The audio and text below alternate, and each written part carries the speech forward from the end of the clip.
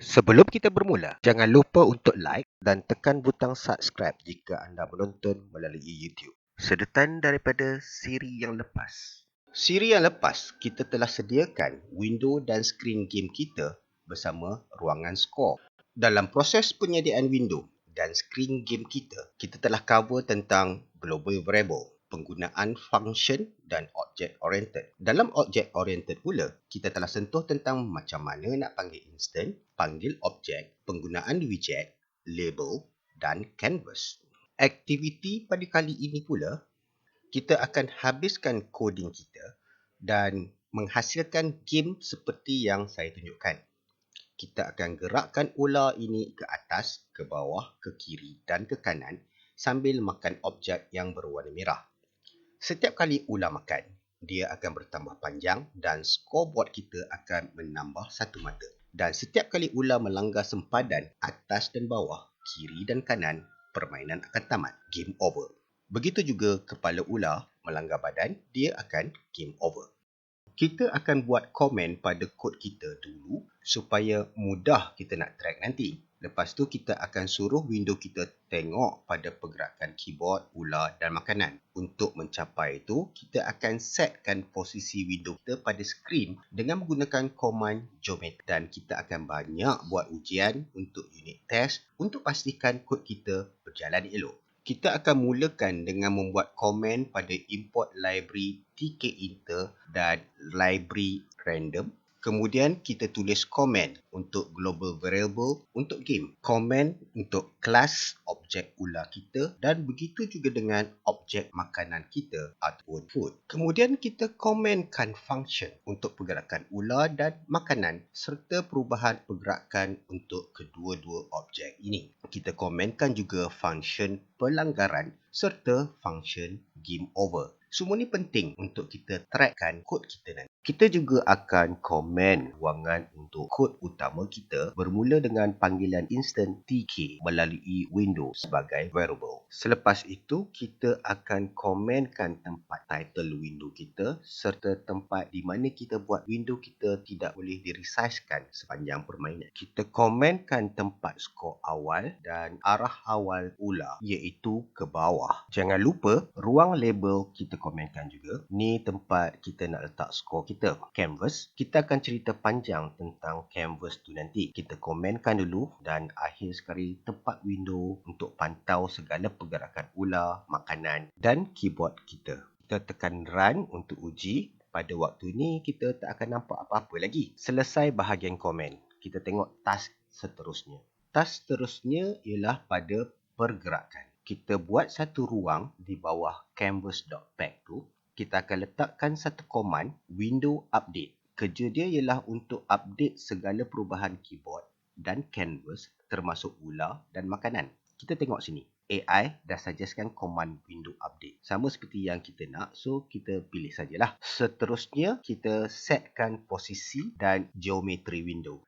Kita lah ni nak setkan ruang permainan. So, apa yang kita akan buat ialah membuat variable window width untuk panggil lebar window daripada sistem. Variable window height untuk panggil ketinggian window. Screen untuk window ni kita guna screen width memanggil screen width window dan juga screen height memanggil WinInfo screen height. WinInfo ni bermaksud maklumat pada skrin kita mengikut saiz monitor kita. Kalau browser Replit ni ikut saiz yang mereka dah set dekat browser ni lah. Kita dah panggil nilai dari sistem window ni dan masukkan dalam variable.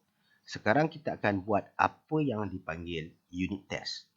Untuk unit test ni kita akan guna command print.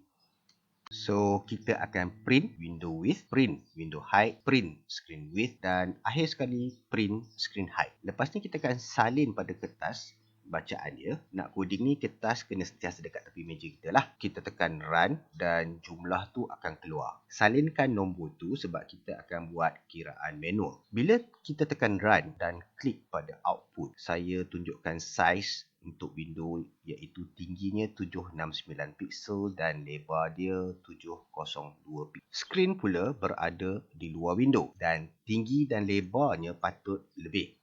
Kat sini tinggi skrin ialah 831 pixel dan lebarnya 768 pixel. Bila dah test, kita delete je lah unit test kita ni. Next, kita pergi ke kod kita, line 64 hingga 68. Highlight dan delete je lah. Seterusnya, kita nak set posisi window kita.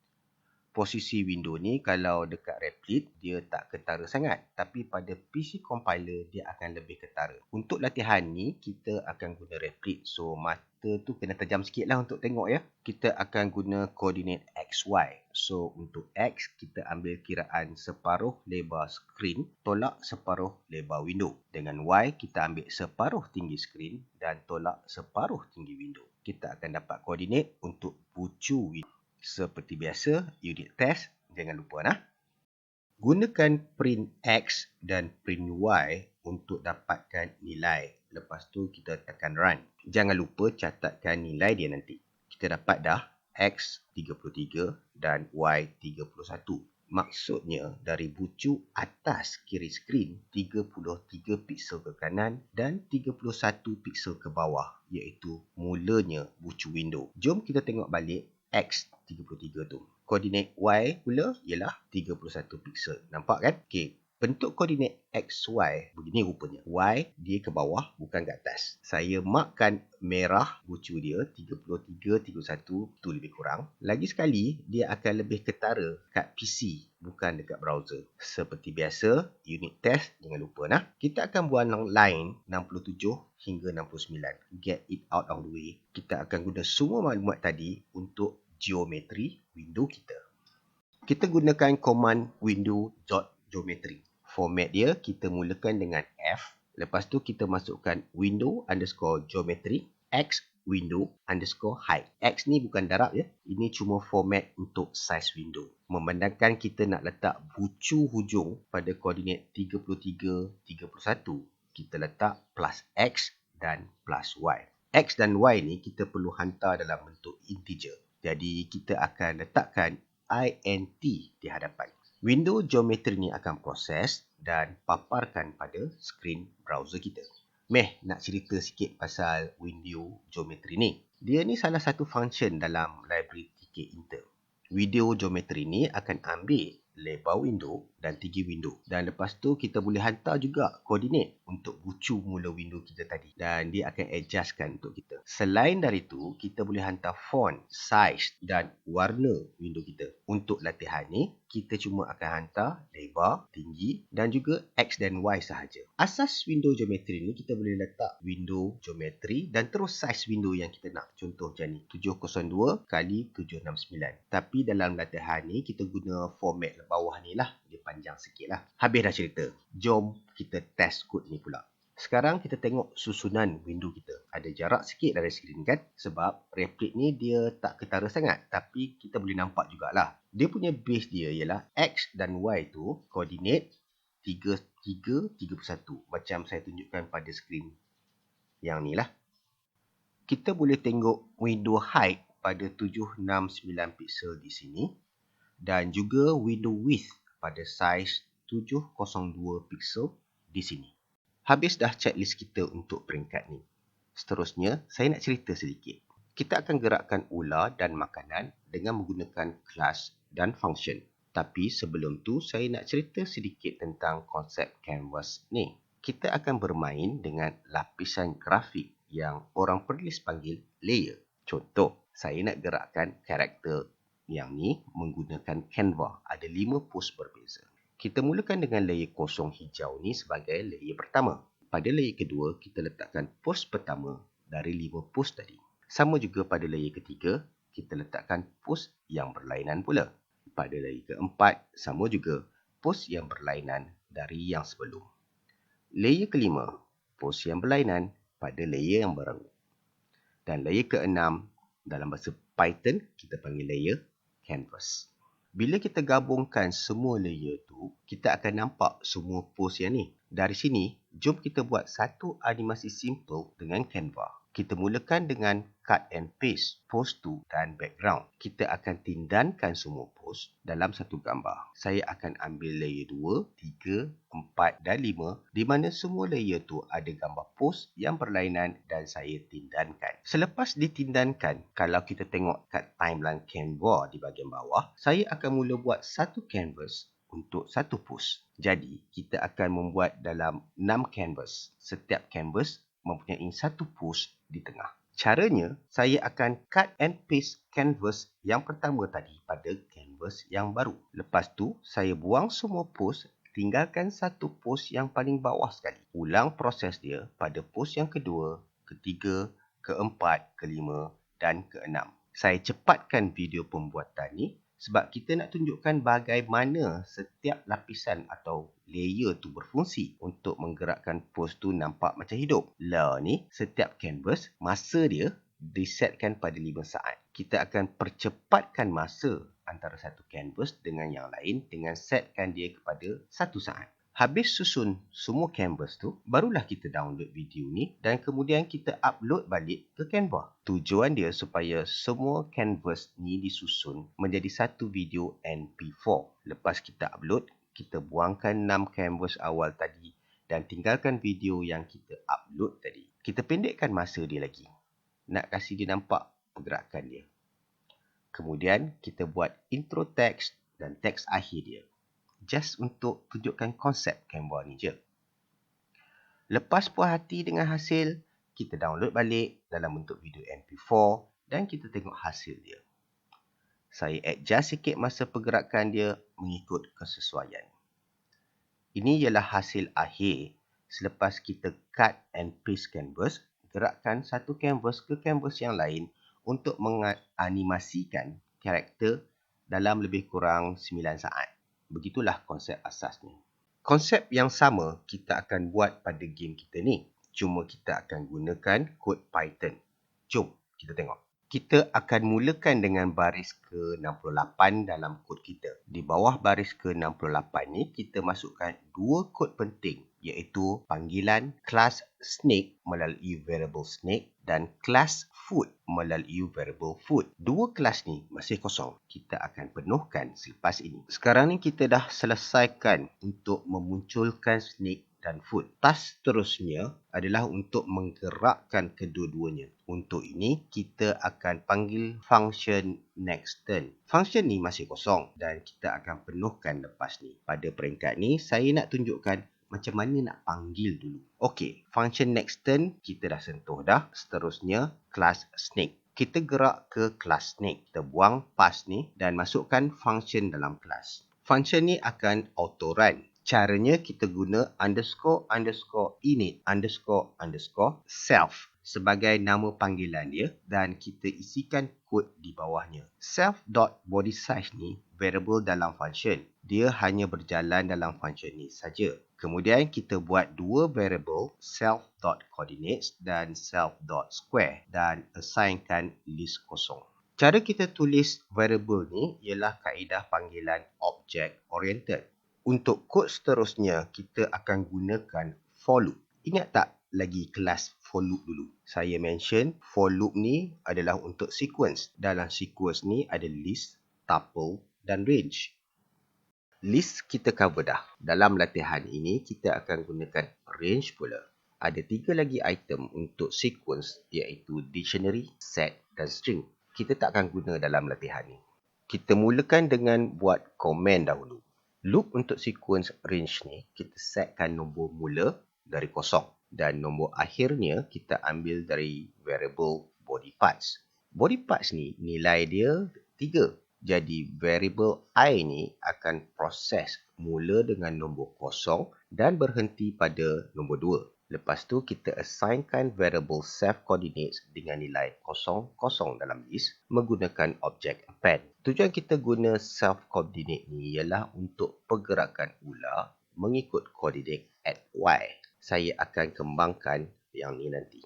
Di akhir loop I ni, dia akan ulang 3 kali. Jadi, kandungan list self-coordinate ni akan jadi 00, 00 dan 00. Seperti yang saya tunjukkan dalam nota ni.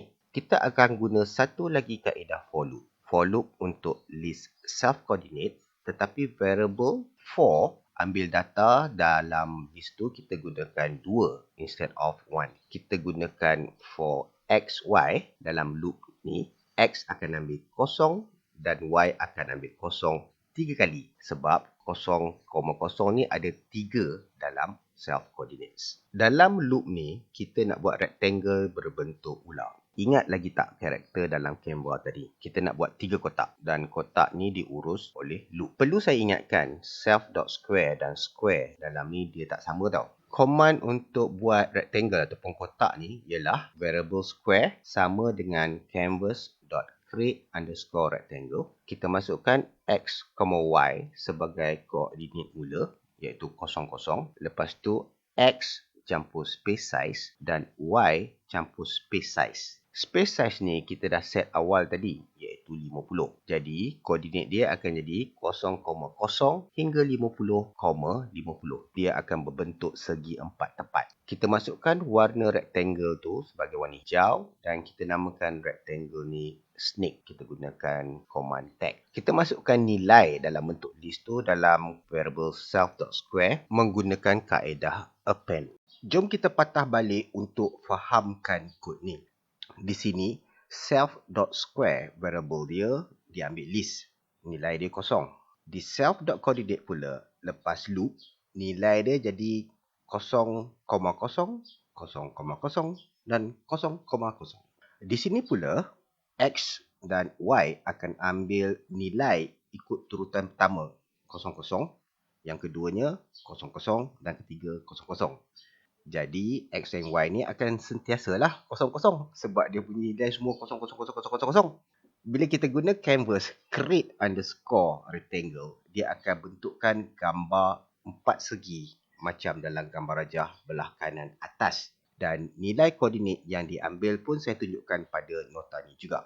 Tengok gambar pada belah atas tu, bila 0,0 dan 50,50 dimasukkan.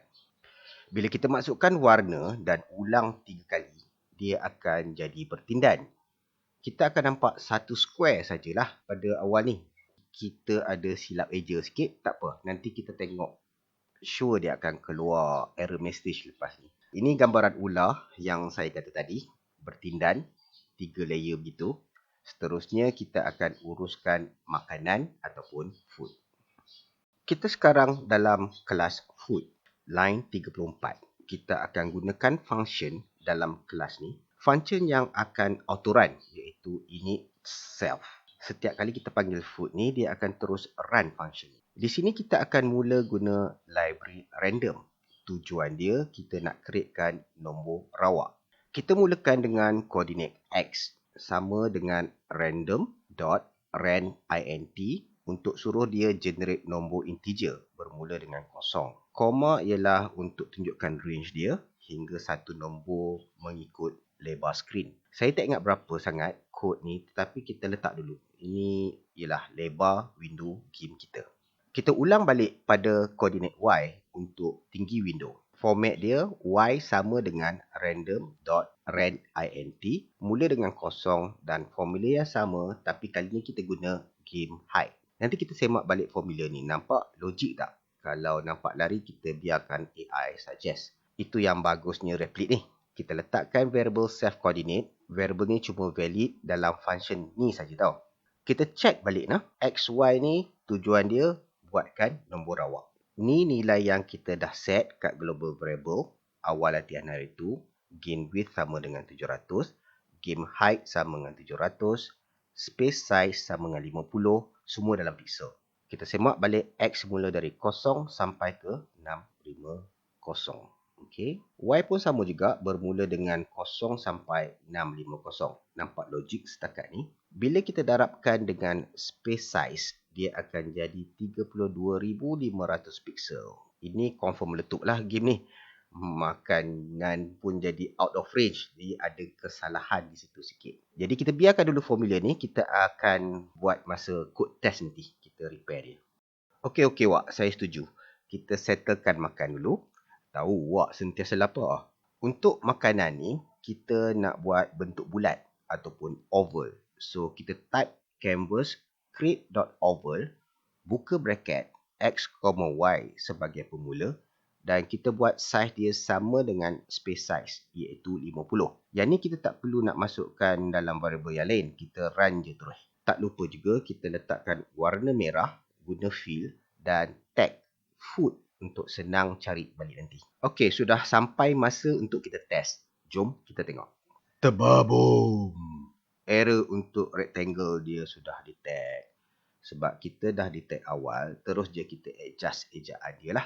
Kalau kita guna AI akan suggest benda yang sama. Jadi jimat masa kita lah kalau kita guna AI. Kita perbetulkan ejaan dia. Lepas tu kita clearkan konsol dan run balik tengok. Okey, dah hilang. Dekat skrin ni, kita tak nampak makanan dan kita juga ada nampak error. Error tu dia beritahu next turn. Memandangkan next turn kita tak buat lagi, it makes sense. Kita akan start tackle next turn pula lah. Hak lain kita cover dah kan. Dalam function next turn ni, kita perlukan X dan Y. Kita boleh guna kaedah ni untuk tarik data masuk variable dari snake.coordinate. Begini bacanya. Variable snake coordinate kosong ni, bila kita panggil variable snake coordinate ni sahaja, dia akan hantar balik 000000. Tapi bila kita letak snake coordinate dalam bracket kosong saja, kita nak hanya tengok indeks kosong. Maksudnya bacaan yang pertama. Dalam Python, bacaan pertama tu ialah indeks kosong. Kalau kita panggil snake coordinate 1, itu adalah bacaan kedua. Kalau tengok kandungan ni, masih kosong-kosong. Jadi indeks kosong ialah 00. Faham ya? Okey, kita sambung coding. Kita dah tahu XY ni apa. So, kita tambah satu lagi line. Kali ni kita guna if statement. Kalau variable direction kita tu up, kita tolak 50 pixel iaitu space size daripada variable Y. Kalau variable direction kita down, kita tambah 50 pixel iaitu space size dari variable Y. Kalau direction left, kita tolak 50 pixel space size dari X. XY sekarang ni tak ada nilai, tapi bila kod ni berjalan, XY ni akan ada nilai dia. Kalau direction right, tolak 50 pixel dari Y. Perasan tak saya guna elif, E-L-I-F. Satu lagi cara nak guna if then else statement. Kita tahu dah setting direction awal kita iaitu down. Bila dia masuk next turn, dia akan terus tangkap direction down dan Y akan jadi Y campur 50. Pada awal next turn ni, X ialah 0, Y sama dengan 0. Lepas dia lalui if then else statement ni, X bersamaan dengan 0 dan Y bersamaan dengan 50. Nampak kan? Kembali kepada kod kita. Setelah kita dapat data direction, kita masukkan data baru XY ke dalam koordinat untuk snake.coordinate ataupun ulah. Menggunakan teknik snake coordinate insert, apa yang kod ni buat ialah ia akan selitkan koordinat baru ni dalam variable snake coordinate. Sekarang snake coordinate dah ada arah baru untuk bergerak dan kita akan tengok penguraiannya selepas ini. Apa maksud snake coordinate insert 0, xy ni? Dia bermaksud selitkan pada indeks 0 nilai x0, y50. Dari sini, kandungan snake.coordinate ialah 000000. Itu kandungan awal. Bila kita selitkan pada indeks 0, nilai x jadi 0, y jadi 50. Akan dimasukkan pada slot paling kiri dan kandungan snake coordinate akan menjadi 050,00,00,00. Jumlah indeks sekarang berubah dari 3 ke 4 indeks. Kembali kita kepada kod kita. Kita dah ada koordinat dan indeks sekarang ada 4. Maksudnya di sini kita kena buat satu lagi rectangle hijau dalam badan ular ini. Caranya ialah kita guna variable square bersamaan dengan canvas.create rectangle, buka bracket, masukkan xy untuk bucu atas dan x campur space size dan y campur space size untuk bucu bawah. Lepas tu kita akan masukkan warna rectangle. Masukkan kandungan square tu dalam snake square melalui kaedah insert. 0 tu bermaksud slot yang paling awal. Dari kandungan ni ada 3 kotak bertindan dan 1 kotak akan terkeluar dari tindanan. Kita akan nampak 2 kotak pada window sekarang. Kita dah tahu body part ular ni ialah 3. Selagi dia tak makan, dia tak akan bertambah panjang. Kita kena pastikan panjang dia sentiasa 3 sampailah dia makan. Untuk itu, kita akan issue command delete snake coordinate -1. Bermaksud kita akan buang indeks yang paling last, iaitu 0,0, dan kita masih akan nampak 2 kotak. Dan koordinat kita delete, square pun kena delete jugalah. Kita akan delete satu canvas ataupun satu lapis, dan command dia ialah canvas.delete snake square -1. Tadi kita dah tengok kandungan snake coordinate 050, 00, 00, 00. Bila kita issue command delete tu, dia akan menjadi 050, 00, 00, dan dia menjadi 3 indeks kembali. Sekarang kita test run dulu. Oops, ada silap. Kita tengok apa dia. Seperti biasa, kita akan minta AI untuk tolong detect apa masalah dia. Dari error screen ni, kita tekan debug with AI. Dia beritahu tak ada objek yang masuk. Okey, objek yang kita nak gerakkan ialah snake dan food, dan kita masukkan objek ni lah. Kita akan pergi ke function nextTurn. Lepas tu pada bracket tu kita masukkan snake, food, dan kita clearkan konsol dan uji semula. Okey, cantik dah error pada konsol. Dah clear semua. Kita boleh gerak ke task yang seterusnya. Jom kita tengok apa dia. Oh, okey. Nak kasih ular tu bergerak. Okey, dia dah muncul. Lah ni nak kasih gerak. Kita issue window after. Selepas beberapa millisecond, run next turn, snake dan food. Jadi command dia window.after, game speed kita, function next turn, dan objek snake dan food. Okey, snake masih tak bergerak. Makanan pun tak muncul. Kita check konsol balik. Ada error lagi. Mari kita check apa dia. Error log kata game speed. Okey, dah tahu dah. Global variable kita, kita declare speed. So, kita pergi ke global variable kita. Kita tukar speed ke game speed. Clearkan konsol. Lepas tu kita run balik. Okey, kita nampak dah ular bergerak. Satu je yang kita tak nampak. Makanan dia tak ada. Ingat tak masa kita buat kira ruang width height untuk food kita, kita dapat 32,500 pixel. Okay, kita perhati balik formula dia. Let's say kita tukarkan tanda minus ni kepada divide. Kita tengok kita dapat masuk ke tak. Kita refresh konsol, run balik. Keluar dah makanan kita yang warna merah tu. So, ular keluar dan bergerak. Makanan dah keluar. Kita test dan adjust lah mana yang patut. Kita akan main refresh konsol dan run beberapa kali. Setiap kali kita refresh, kita akan nampak makanan tu muncul secara rawak. Nampak tak? Kira formula tu menjadilah. Perasan tak ular tu laju macam kereta F1? So, kita slowkan sikit lah. Speed dia sekarang ialah 50 millisecond. Kita pelankan speed dia dengan setkan dia kepada 200 millisecond. Clearkan konsol dan run balik. Kita tengok macam mana. Okey, sekarang pergerakan dah okey. Pelan dan senang dikawal. Okey, sekarang kita masukkan keyboard pula.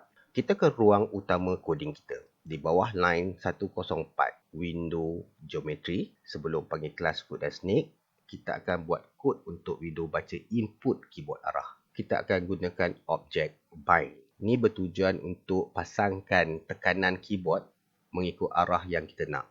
Kita juga akan menggunakan lambda dan event. Dalam latihan ni kita akan gunakan cadangan yang AI gunakan untuk kita, iaitu X. Arah yang kita akan gunakan ialah left, right, up, down. Arrow key kita. Dan dalam kod ni saya akan tunjukkan macam mana nak susun. Tak lupa juga kita akan gunakan function change direction. Itulah yang berwarnanya yang akan gerakkan snake ataupun ular kita. Kita akan gerak untuk beri arahan pada Python untuk ambil kod keyboard. Dalam function change direction ni, kita akan setkan satu global variable. Nilai awal variable ialah down. Function change direction akan ambil masuk variable new direction. Ni yang dia ada dalam ni lah. New direction ni ada nilai. Nilai dia left, dia akan tengok direction tu dulu. If yang kita nak nampak ni dipanggil nested if. Dia akan update kalau direction tu bukan right. Direction akan update new direction, iaitu left. Kalau new direction tu right, dan direction bukan left, direction akan ambil new direction right. Seterusnya kita akan tengok pada new direction up. Compare dengan direction, dia bukan down. Jadi kita assign direction dengan new direction up. Dan kita ulang pada new direction down pula. Kita check nested kalau direction bukan up, dan update direction dengan new direction down. Semuanya kita menggunakan kaedah if else nested if. Okey, kita uji. Sepanjang pembinaan kod ni, aktiviti ni kita panggil unit test. Kita refresh konsol, tekan run. Lepas tu kita test pergerakan ular dengan keyboard kita. Okey, nampak keyboard kita berinteraksi dengan ular dah ni. Task seterusnya kita nak suruh ular ni makan. Sekarang ni dia lalu saja, dia tak makan. Kita buka pula check collision. Kita ambil koordinat snake, kita menggunakan variable x dan y dari snake koordinat kosong. Ini ialah kepala ular. Dari koordinat X ni, kita buat dinding. Kalau X kurang dari kosong, itu dinding kiri. Dan X bersamaan dengan game width, itu dinding kanan. Langgar je, hantar true. Sama juga dengan Y, dia ceiling. Kalau Y tu kurang daripada kosong, lantai bawah. Y sama dengan game height, tu ceiling atas. Langgar, hantar true. Kita tengok body part pula.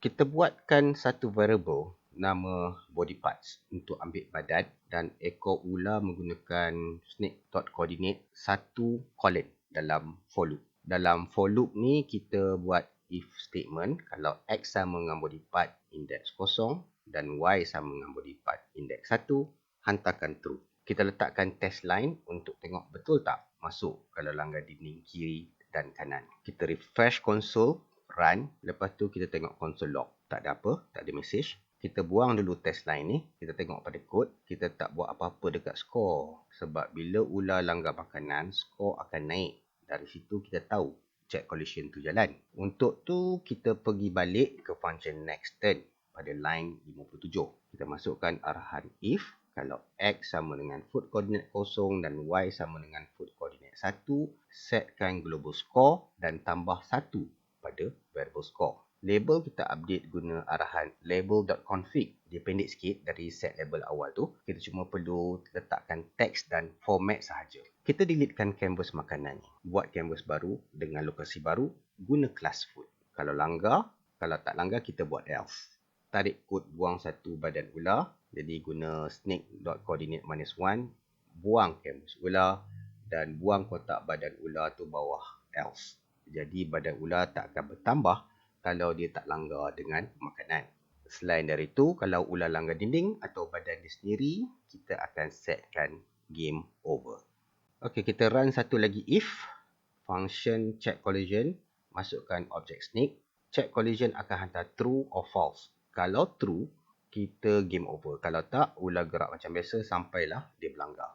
Sebut tentang game over, kita akan gerak untuk completekan function game over ni. Untuk tu, kita scroll ke function check collision. Kita nak keluarkan message kalau ular langgar dinding. Kita letak balik print game over pada line 98. Match kita refresh console dan tekan balik. Ayo, masih tak keluar. Yang keluar error. Okey, error dia. Check collision. Kita tekan debug AI. Okey, kita tahu dah sebab apa. Kita perlukan object snake. So, kita scroll ke line 94. Pada function check collision ni kita masukkan snake dekat situ. Kita refresh dan run. Ada error lagi tak? Okey, koordinat ejaan. Okey, pada line 95 ejaan dia tu. Kita tekan debug AI, kita confirmkan ejaan pada koordinat. Oh, dia tak ada S. Okey, kita dah ubah. Refresh dan run balik. Okey, dah tak ada error dan ular pun dah bergerak. Sekarang kita test keyboard kita. Kiri, kanan, atas, bawah.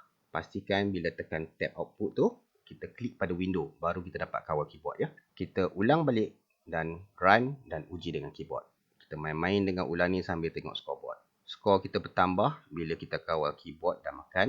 Kita try langgar dinding sekejap. Okey, kita dah langgar dinding. Kita tekan pada tab console. Keluar tak message. Okey, game over keluar. Okey, nampak dah. Okey, kita ulang balik. Kita main sambil tengok scoreboard. Skor okey, kita langgar lagi. Refresh, kita refresh balik dan run. Kita uji lagi guna keyboard. Tengok kat scoreboard kita, skor naik. Alright, cun. Kita uji sekali lagi. Kali ni kita dah tambah game over, height dan game over width untuk check langgar dinding lah. Okey, nampak okey. Sekarang ni kita nak tengok keluar tak message game over kalau dia langgar badan dia sendiri. Kita refresh dan run, uji keyboard, nampak okey, skor okey, makan pun okey. Kita try langgar badan sendiri, jom try. Okey, cun. Okey, kita pergi ke function game over dan siapkan function ni. Kita clearkan semua canvas ular dan makanan dengan arahan canvas, delete all. Canvas dah kosong dah ni. Kita createkan canvas baru dengan canvas create kali ni kita buat teks pula. Kita letakkan teks tu di tengah dengan menggunakan canvas width info width dibagi 2 dan width info height dibahagi 2. Selepas tu kita masukkan font. Kita gunakan font Consolas, maintain je apa yang kita guna sebelum ni. Kita masukkan 70 sebagai size teks kita, sama macam sebelum ni. Teks yang kita akan keluarkan ialah game over. Kita masukkan fill untuk warna teks kita. Macam biasa, warna merah. Dan akhir sekali kita tagkan canvas ni dengan nama game over. Senang kita nak refer balik nanti. Kita minimizekan semua kelas dan function dengan klik pada arrow tepi ni. Kita buka yang kita nak tengok saja, iaitu check collision. Kita buang semua print line yang kita buat sebelum ni untuk unit test, iaitu game over width dan game over height, serta game over langgar badan. Kita clearkan dia. Lepas tu kita minimizekan function check collision dan tekan run. Pastikan lepas tekan run terus bawa mouse klik pada output ni. Kalau tidak, tak jalan. Sekarang ni kita main dengan keyboard kita dan kita tengok skor. Kita test untuk keyboard arrow kanan, atas, bawah, langgar makanan, tengok pada skor dan kita biarkan ular jadi panjang. Lepas tu kita langgar dinding, kita tengok dapat game over tak. Okey, nampaknya game kita dah ready untuk dimainkan. Saya akan letakkan kod sepenuhnya pada ruang komen. Nanti boleh semak kembali ya. Itulah latihan untuk kali ini. Kita akan bertemu lagi dalam latihan yang seterusnya. Jangan lupa untuk like, share dan subscribe laman YouTube kami seperti tertera di skrin supaya channel kami boleh berkembang. Sekian saja. Assalamualaikum warahmatullahi wabarakatuh.